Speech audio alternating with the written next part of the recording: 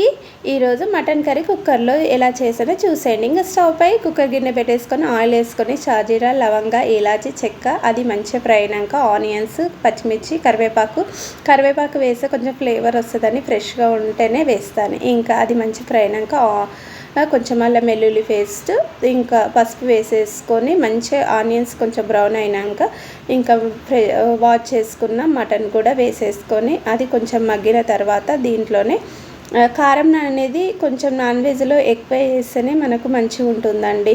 మనం వెజ్లో అయితే కొంచెం తక్కువ వేసుకుంటాం కదా, నాన్ వెజ్లో కొంచెం ఎక్కువనే పడుతుంది మనకు. ఇంకా ఇక్కడైతే ఇక తగినంత సాల్ట్, కారం పొడి వేసేసుకొని మంచిగా కలుపుకొని కొంచెం మూత పెట్టి మగ్గనిచ్చాను. ఆ తర్వాత ఇంకా కొంచెం ఒక టమాటా కూడా వేసుకున్నాను. మరీ ఎక్కువ టమాటా వేయొద్దు, మటన్లో స్వీట్నెస్ వస్తుంది టమాటా ఎక్కువ వేయడం వల్ల. ఇక్కడైతే నేను ఒక టమాటా మాత్రమే వేసుకుంటున్నాను.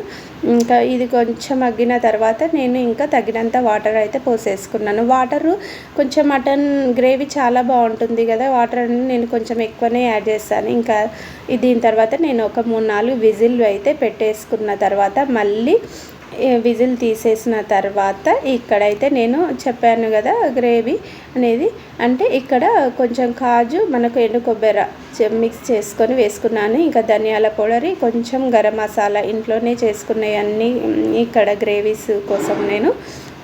ఇంకా మళ్ళీ ఇక్కడైతే కొంచెం కొత్తిమీర, పుదీనా వేసేసుకొని మళ్ళీ ఒక 3-4 విజిల్ వేస్తే పెట్టేసుకున్నాను. అంతే, ఇంకా ఎంతో టేస్టీ ఈజీ మటన్ కర్రీ కుక్కర్లో రెడీ అయిపోయింది అనమాట.